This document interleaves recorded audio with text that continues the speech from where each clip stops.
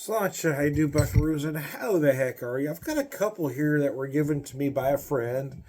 Kim, thank you, appreciate it. First one is, they're both from Evil Twin, actually. The first one, though, is the Greenhouse Multi-Grain Rauch Lager, conditioned on American oak fodder, depending on how you want to pronounce that. Brewed by Evil Twin, Ridgewood, New York. Let's see. Looking for an ABV. 5% even. All right.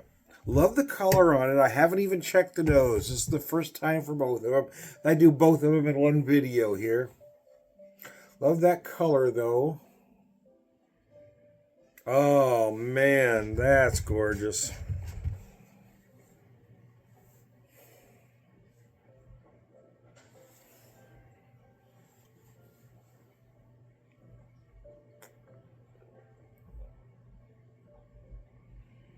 Boy, wow, that's gorgeous.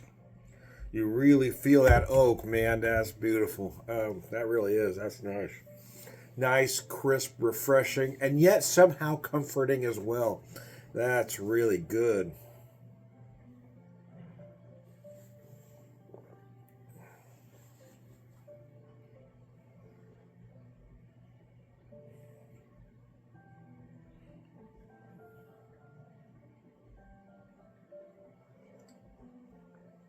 Uh, well, Solange and I do buckaroos as it is Christmas time.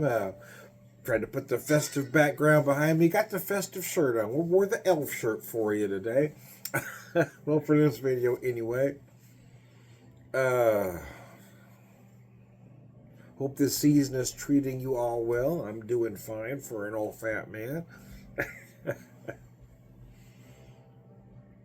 Had good results from my yearly physical, so I'm happy about that. There are some things I need to improve, and I say it every year, but some things were better. There's some things I need to improve on. So, again, once again, I'll be going into the new year, the next year, trying to lose some more weight.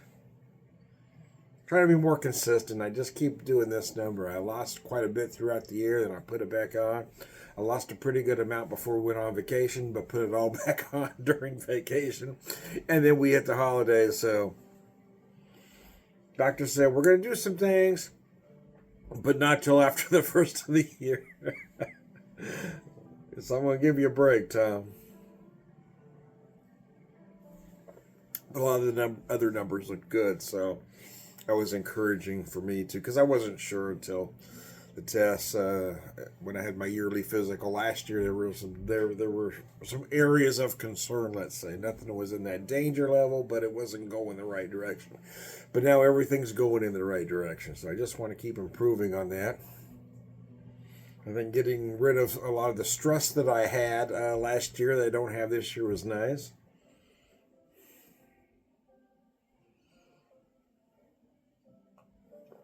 Finances are a little tighter, but the stress is a lot less. So that was the trade-off.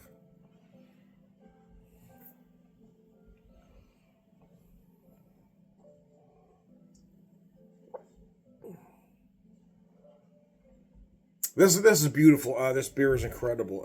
I gotta tell you, you do feel those nice bready malts. You feel those nice herbal hops, and then that oak, man. I love oak, man. Oak and everything, oak and beer, oak and my food. I love that. I love that wood smoke, man. No, this beer is absolutely gorgeous. Again, it is crisp, it's refreshing, and somehow manages to be comforting as well. Oh man, that's gorgeous.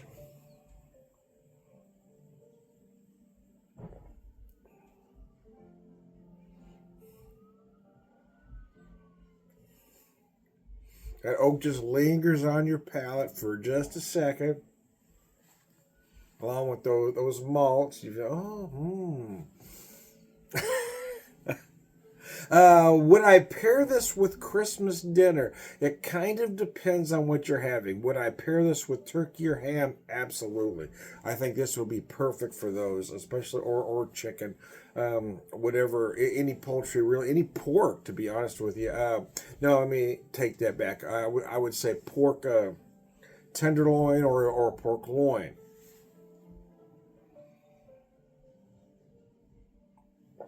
I don't know that I'd pair it with beef if you're doing like a standing rib roast. You could, I mean it, but it's not going to stand up to it.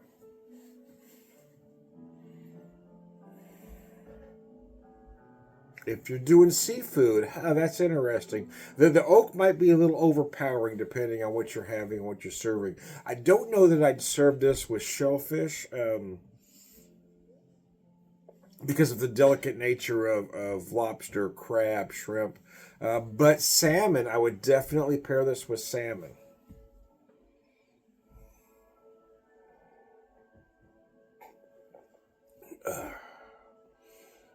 Or it could be just a nice,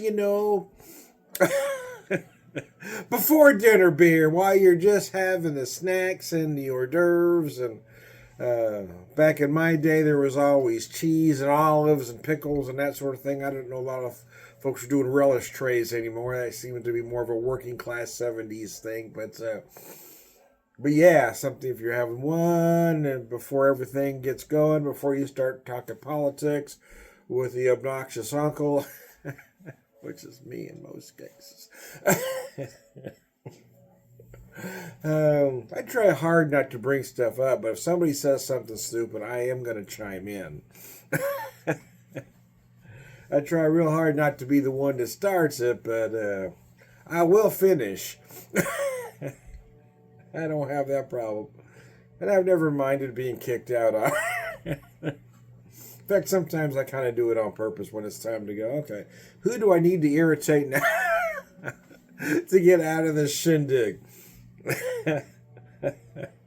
Wait till they say something stupid and then chime in until they ask me politely or not so politely to leave, and then it's my cue.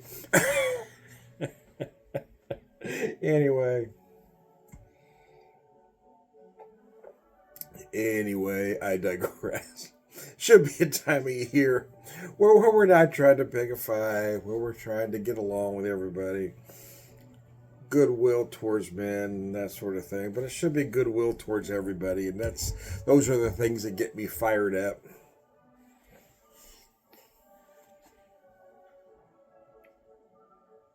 When I hear from those folks that only think good things should happen to white men, white and men, and other things don't matter. Other people don't matter.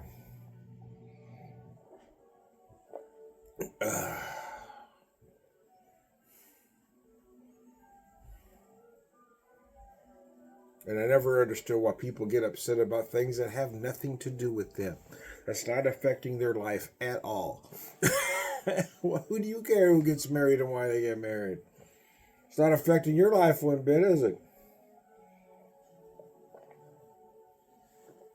Oh, mercy. That beer is absolutely gorgeous.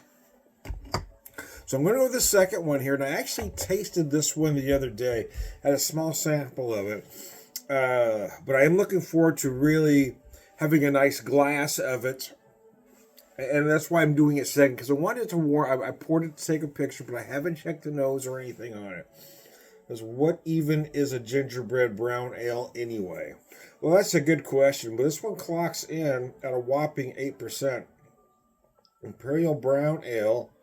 Conditioned on gingerbread, brown sugar, cinnamon, ginger, allspice, and clove. Wow. Wow. Keep refrigerated and drink fresh, it says. Okay. You think an 8% beer with all that going on would age well, but if that's what they're telling me, I think the whole drink fresh thing is brilliant marketing, right? They want you to drink it and keep buying more. Then you've got the old guys like me that want to keep pushing back.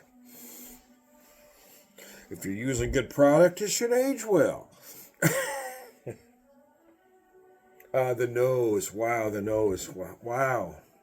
So I did have a sample of this a little bit, or a little sample of this the other day.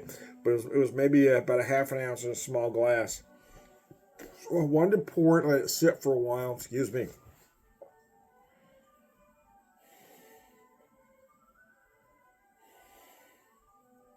The nose is amazing. You can feel everything on the nose. I mean, everything they talk about here.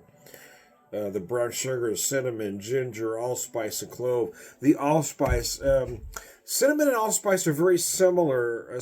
Some people kind of get them confused or see them as the same thing, but they are quite different. And you really feel those allspice notes come through here. The clove. But the brown sugar, why is the brown sugar important? Because you really can feel that molasses note.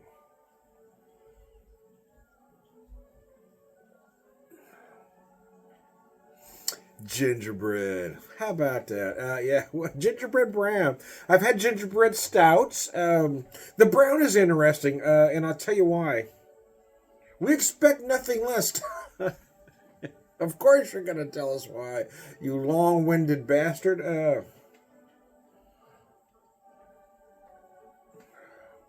No, I've had gingerbread stouts in the past, and they're nice, and I've liked them. What's interesting about this, the brown, it gives you that lighter body. You got a lot of beer, you got a lot of flavor, but you don't have that heavy beer.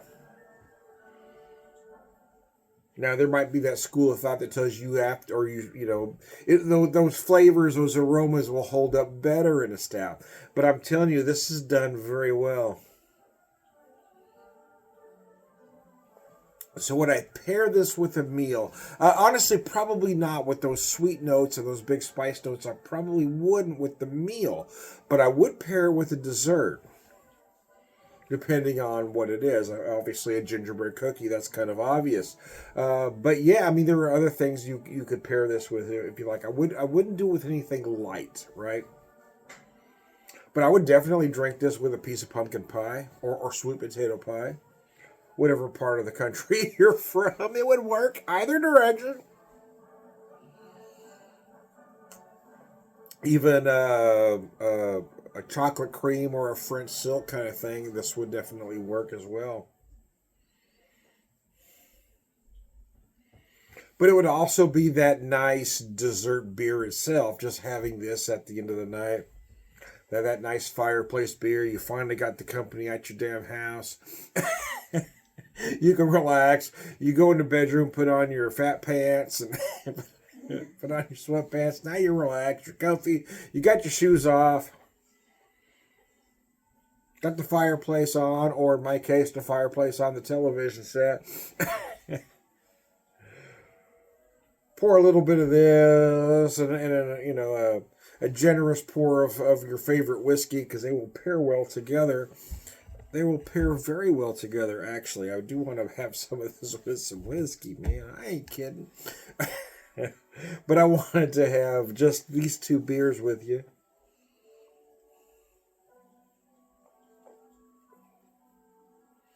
Gosh, this is nice. I remember thinking it was okay when I had that little bit of a sample. But it hadn't really warmed up, and I wasn't able to really appreciate the nose. But now that I've been able to open it, take a picture, let it sit for a while, drink the other beer before having this one. Yeah, what I find interesting about it too is it's not very sweet. A lot of these beers, a lot of these novelty type beers, seasonal type beers might be a better word to use. Novelty, don't use that word, Tom. Tend to be a little sweet. This one isn't. I've had some gingerbread stouts that are very sweet. And that might be partly why the brown ale works, because it's not as sweet by nature as a stout. I get concerned using a brown ale that all the flavors they got going on here would overtake the brown ale itself, but it doesn't. They really have done an incredible job. If you would have asked me my opinion after having about a half ounce in a small glass, I would say it's okay. It's good. But after being able to really appreciate it, yeah, it is really good.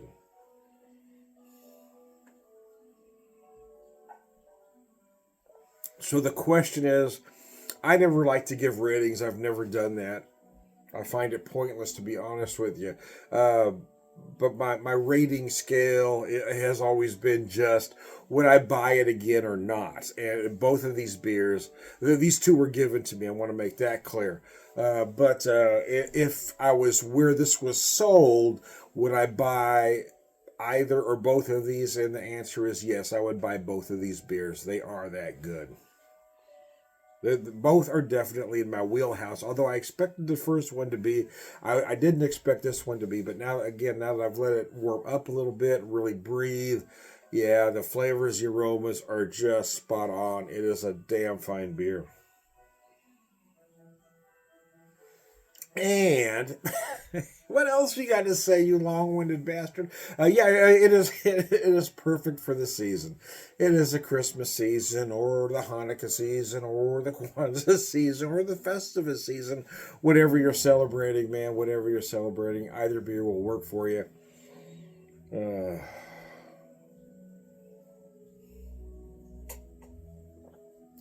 I'm just not sure why we just can't let everybody celebrate what they want to celebrate and not get our knickers in a twist if they give us a different greeting other than Merry Christmas. So merry whatever holiday you're celebrating. Merry, man, just be merry, man. Drink, be, and eat merry. I mean, you know what I mean. I'm just kidding. I am I'm Tom the Beer Whisperer, Beer Evangelist, prolific beer drinker, purveyor of wisdom, and